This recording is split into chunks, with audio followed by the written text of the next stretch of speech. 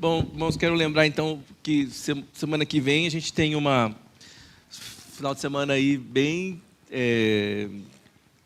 especial, então se preparem aí os casais, se preparem para estarem conosco.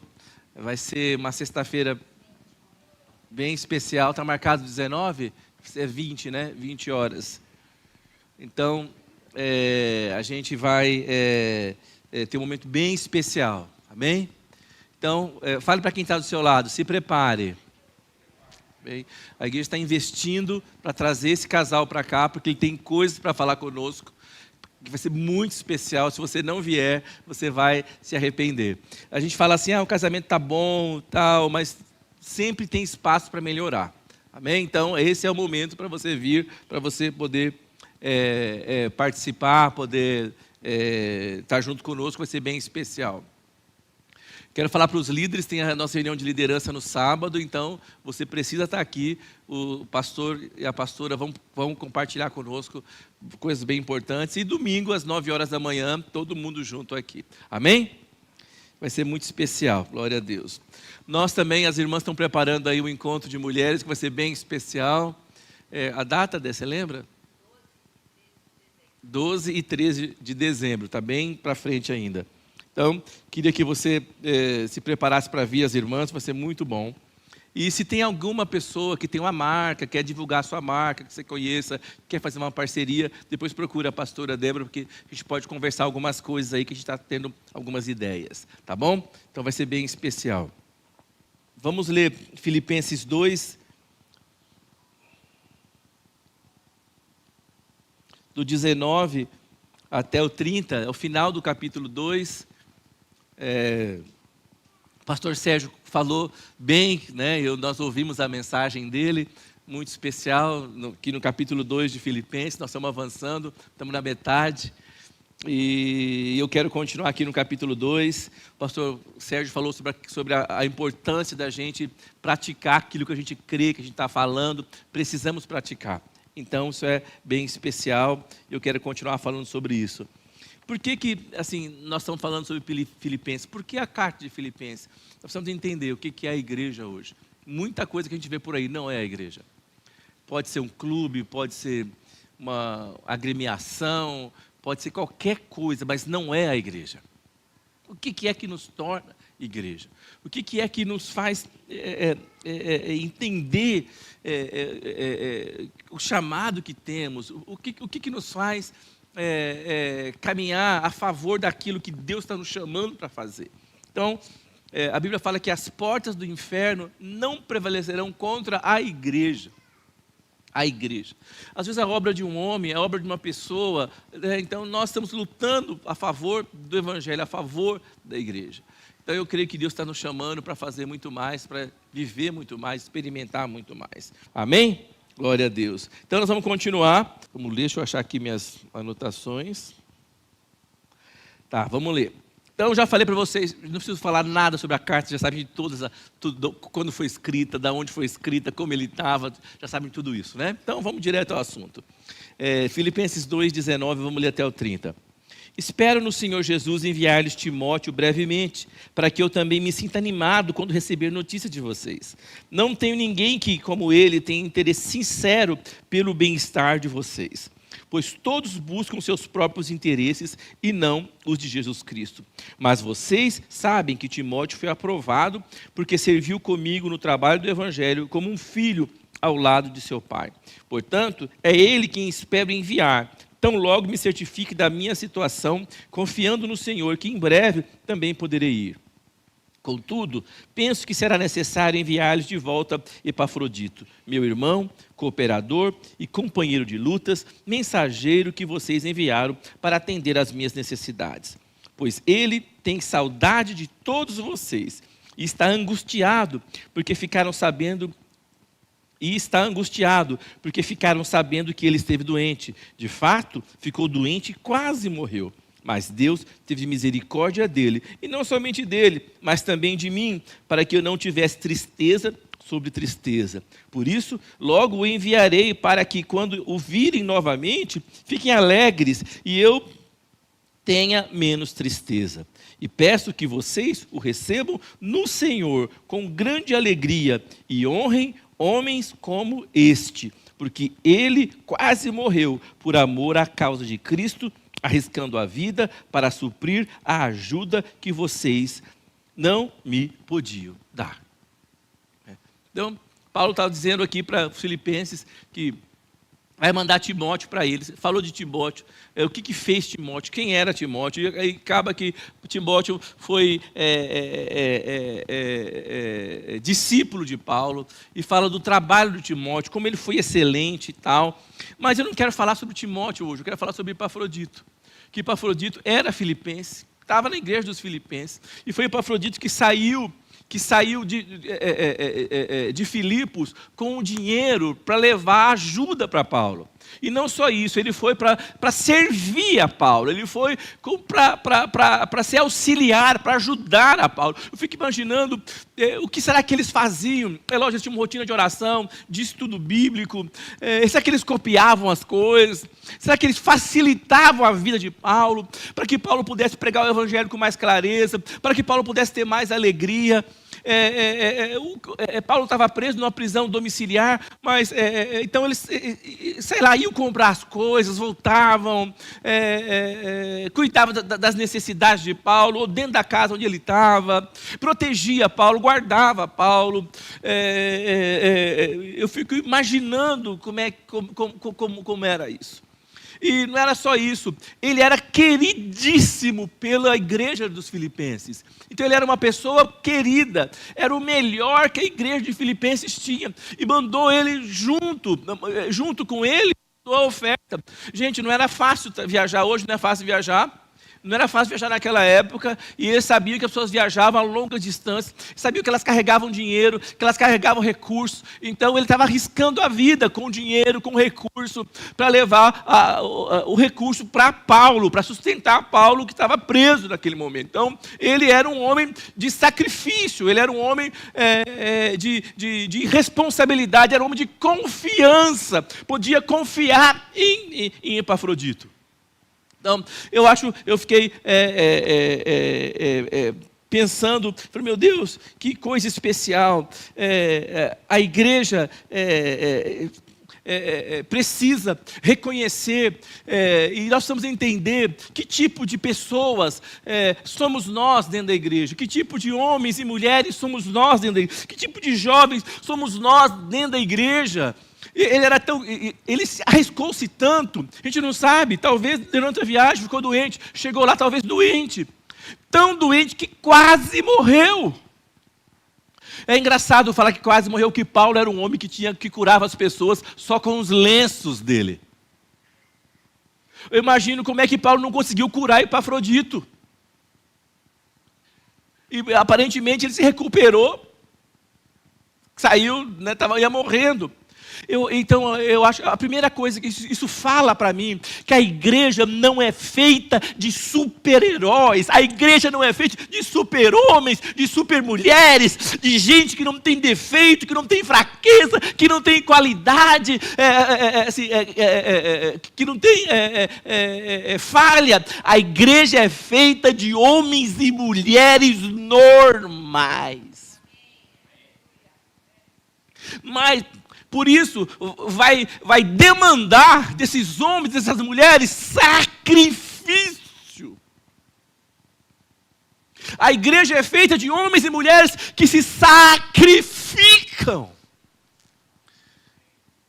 Pelo evangelho, pela obra, de homens e mulheres que não são super-homens. Tinha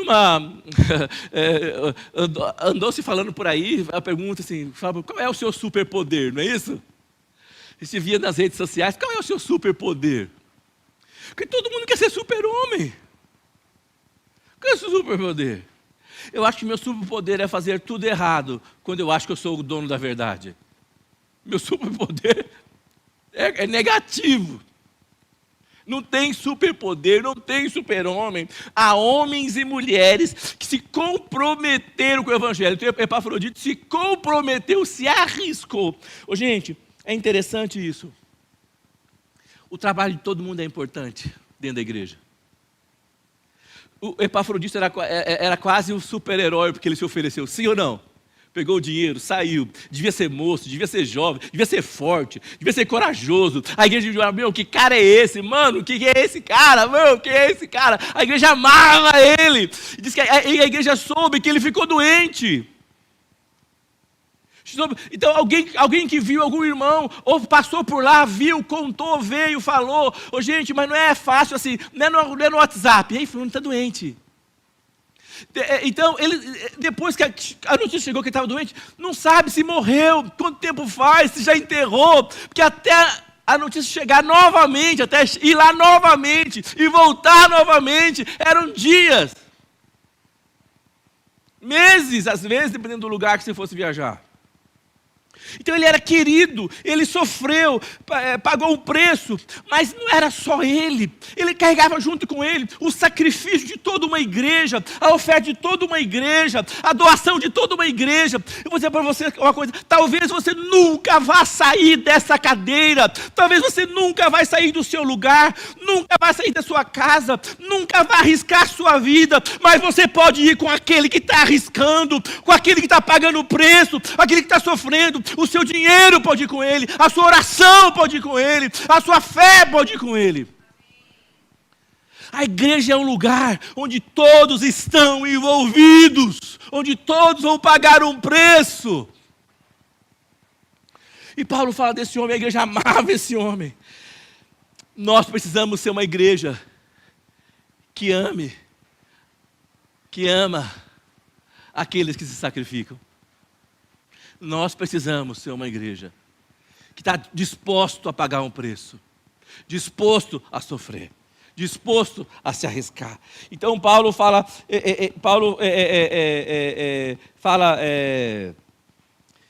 no versículo 25, contudo, eu penso que será necessário enviar-lhes de volta Epafrodito, meu irmão, cooperador, companheiro de lutas, mensageiro que vocês enviaram para atender as minhas necessidades.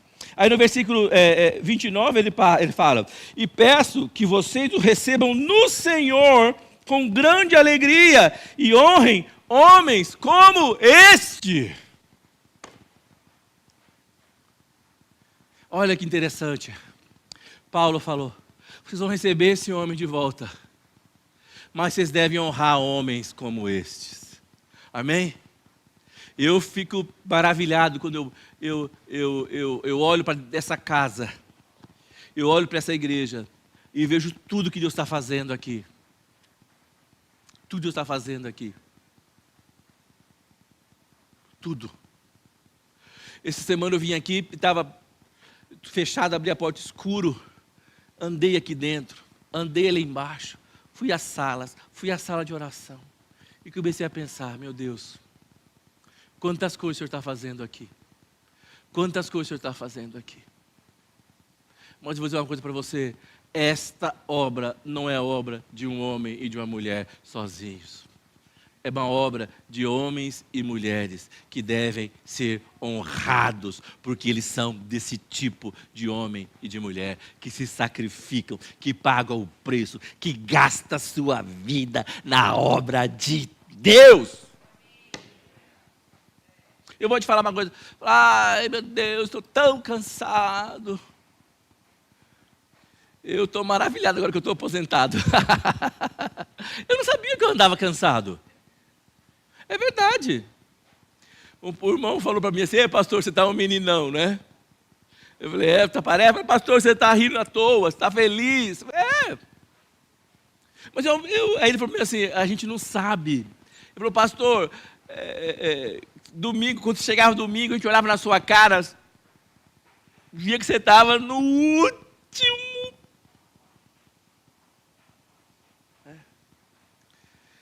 E eu falei para a Débora, eu acho que Deus me está mostrando, porque Deus me sustentou cada minuto. Cansado até não poder mais. Cansado. Eu vou contar uma coisa para vocês, não é para glória não, mas eu faço o papel.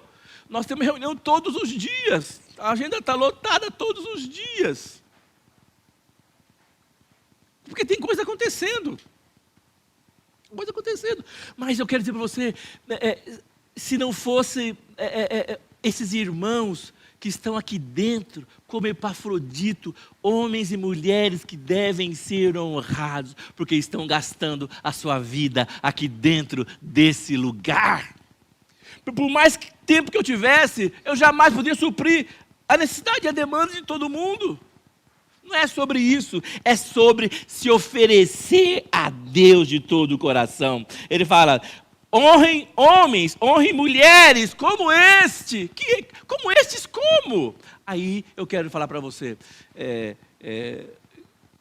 que tipo de homem e que tipo de mulher Deus espera que você e eu, que nós sejamos. Então ele fala aqui, versículo 25, contudo, é necessário enviar-lhes de volta Epafrodito, meu irmão. Então ele fala, meu irmão, meu cooperador, meu companheiro de lutas e mensageiro.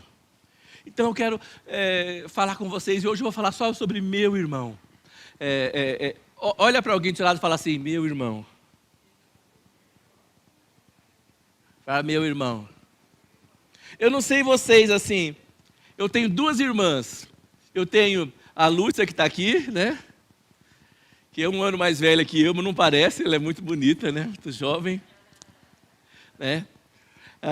Tem uma irmã mais nova, a Marina, que mora nos Estados Unidos, que, se Deus quiser, esse ano ela vem aqui nos visitar, vocês vão ter o prazer de ouvi-la falar, ela é uma mulher de Deus, vocês vão gostar bastante dela. Mas irmão é uma coisa impressionante, porque irmão, ele carrega o DNA, ele carrega a marca da família, né? Porque Débora e eu, o meu pai e minha mãe, cada um tinha um DNA e eles se juntaram. E não há ninguém na terra mais semelhante a mim do que as minhas irmãs. Né, Lúcia? Não há ninguém mais semelhante a nós. As minhas meninas, às vezes, quando elas estão assim, disputando uma coisa com a outra, falam, para! Porque o dia que seu pai e sua mãe não estiver aqui nessa terra mais, a única pessoa igual a você é a sua irmã. Então, o irmão tem que ficar em paz um com o outro. Não é? É engraçado porque irmão disputa um com o outro. Irmão, às vezes, concorre um com o outro. Mas é uma coisa, mas na hora que alguém se levanta contra um irmão, o outro vai para cima, sim ou não? Não é? Mas você estava brigando com o seu irmão. É meu irmão, quem pode brigar sou só eu. Ninguém mais de fora. Não é? Mas na verdade, o certo deveria ser não brigar com ninguém. Mas a gente esquece de usufruir do prazer de ser irmão. Desfrutar porque é irmão. A vida vai crescendo, vai indo, a família vai crescendo, chega os agregados, sim ou não? Chega o cunhado, cunhada, aí o irmão vai ficando lá distante, e às vezes você tem no coração aquele desejo, aquele sentimento, sim ou não? De reconectar com o irmão e tal. Então Paulo fala assim que ele chama Epafrodito, ele fala, é necessário enviar Epafrodito, meu irmão. Ele não fala como se fosse irmão, ele fala, é meu irmão. Jesus fala em Mateus 23, no versículo 8, na Ara, Almeida, revista e atualizada. Mateus 23, versículo 8, fala, vós, porém, não sereis chamados mestres. 23, 8. Vós não sereis chamados mestres, porque um só é o vosso mestre, e vós todos sois irmãos. Amém? É engraçado isso, às vezes a gente chega na igreja, quer ser reconhecido pelos seus dons, pelas suas habilidades. Né? É engraçado, tinha muito isso na igreja católica, mas hoje eu tenho na igreja protestante também, aquela beijação de anel. Chegou o bispo, chegou o papa, chegou o semi-apóstolo, sei lá o que é. Não é? É engraçado, numa casa, os pais estão na casa, não é isso? Os pais estão lá. e os irmãos sabem que eles são iguais, que eles são semelhantes. O irmão não tem melhor do que o outro, não tem irmão melhor do que o outro, todos são irmãos. Ele fala assim: vós, porém, não sereis chamados mestres, porque um só é o vosso mestre, e vós todos sois irmãos. Não há numa igreja uma classe, uma subclasse, né? Clero e leigos, né? Não existe isso. Existe autoridade, existe papel, mas não existe isso. Todos nós somos irmãos. Hoje eu falo assim, eu vou fazer 60 anos esse mês e não vejo a hora de tirar minha carteirinha de idoso. Ai, que maravilha, gente. Ai, glória a Deus. Parar no shopping. Estou bem, não estou bem? Glória a Deus. É porque era para tal bagaço para usar a carteirinha? Não, não era. Poder andar de graça em São Paulo. Maravilha. Sim ou não? Não vejo a hora. Mas eu não sou antiquado. Mas eu sinto falta dentro da igreja. Hoje os crentes não se chamam mais de irmãos. Ai, pastor, mas que coisa mais... É só uma palavra que mudou. Mas a minha pergunta é, será que a palavra mudou porque mudou a atitude? Ai, pastor, isso é moderno, tem que ser moderno. É moderno ou... Nós estamos perdendo as coisas ao longo do tempo. A Bíblia fala, a ninguém chameis mestre, mas a todos chameis irmãos. Amém? Sim ou não? A gente precisa lembrar um ao outro que é irmão. Lembrar um ao outro que é irmão. Precisamos lembrar um ao outro. E eu fico, Deus, nós precisamos voltar. Nós precisamos voltar ao caminho. E Paulo fala também na revista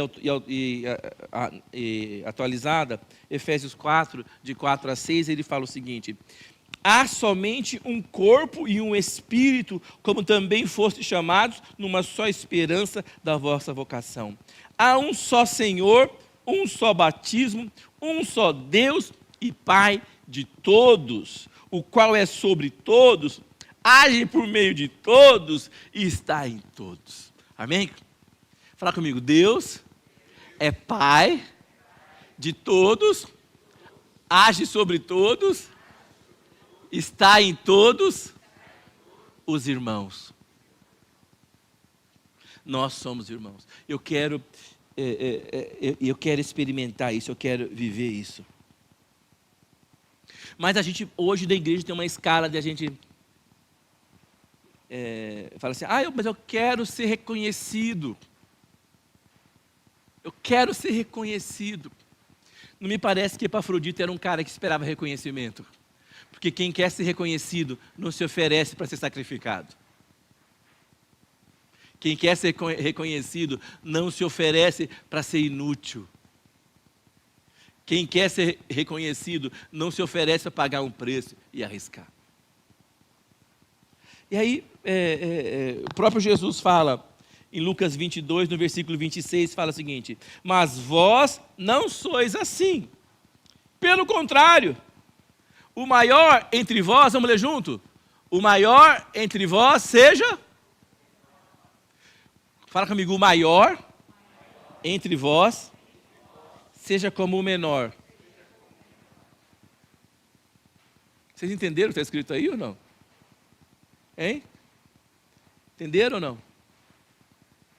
O maior entre vós seja como o... Jesus fala isso, o contexto, eles estavam disputando entre eles quem era o melhor. Jesus se ligou, né? E já vem com eles, né? Tchá, corte, Tramontina, né? Cortou. Mas vós não sois assim, pelo contrário, o maior entre vós seja o menor. Ô, gente, eu quero que você seja sincero, não vou pedir para levantar a mão, eu não estou aqui para constranger ninguém. Mas quem aqui não acorda um dia e acha que ele é dono da razão? Quem aqui nessa vida não acorda e fala, eu tenho razão? Eu estou certo. Quem aqui não pensou isso? Se você está certo, então você é melhor, você é maior. Dentro do casamento, todo dia a gente exercita isso, né? Mas no reino de Deus, o maior não é quem é quem é servido. O maior é aquele que serve. O maior é aquele que se entrega. O maior é aquele que se oferece. O maior é aquele que dá, mesmo quando ninguém está enxergando. Falou assim, então, mas vós não sois assim. Pelo contrário, o maior entre vós seja como o menor. Segue seguindo. E vai piorar, vamos lá. E aquele que dirige como o que? Serve. Por exemplo, nós somos pastores aqui da igreja. Nós nunca vamos bater no peito e falar, nós somos os pastores. Eu falei para vocês, a gente vai às vezes em algum lugar e me dá um choque. Porque o pastor merece honra. Eu espero que vocês vão honrar a mim e os outros pastores. É bíblico isso. Assim como eu espero que vocês vão honrar os pais de vocês, assim como eu espero que o marido vai honrar a mulher, e a mulher vai honrar o marido. A honra é básica. Né? Espero. Mas eu não espero, a gente vê isso, pastores usando as pessoas para servirem a elas mesmas. Paulo estava sendo servido por Epafrodito. Mas era o ministério. Paulo estava Epafrodito e foi lá levou oferta financeira, ainda foi servi-lo. Mas não tem essa relação de subjugar, de poder, de humilhação, de pisar na cabeça. Controle. Então, aquele que dirige, como o que? Serve. Vai piorar, vamos lá. Pois, qual é maior, quem está à mesa ou quem serve? Porventura não é quem está à mesa? Pois no meio de vós, eu sou como quem serve. Fala, oh Deus, socorro Jesus. Fala, Jesus é o nosso maior exemplo. A minha esperança é parecer com Jesus. A minha atitude parece com Jesus? Essa é a pergunta que eu faço para mim todo dia. Nós somos no encontro de casais, agora nós pregamos lá, o final foi muito bom, foi maravilhoso e tal. E uma das dinâmicas da palavra tinha, o que você queria? E eu, como marido, como homem, como mulher, e eu falei, Débora, eu espero poder servir vocês melhor. Quero servir você melhor. Quero servir minhas filhas melhor. Deus nos dá autoridade para servir o outro melhor. Amém? Seguindo. Vós sois os que tendes permanecido comigo nas minhas tentações. Deus está nos chamando e está dizendo para nós que nós precisamos ser aquele que está servindo a Deus de todo o coração. Amém? Fala comigo, Senhor Jesus, me ajude. Eu quero ser o irmão para o meu irmão. Eu quero obedecer. Eu quero caminhar. Eu quero buscar. Em nome de Jesus. Amém? Vamos ficar em pé, irmãos?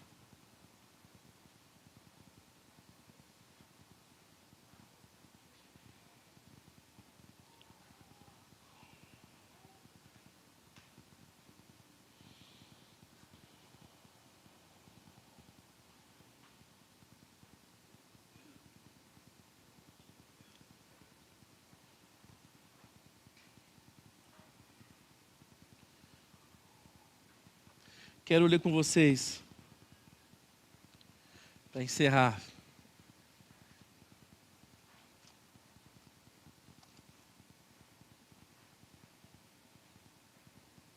Lucas 17, capítulo 10, por favor.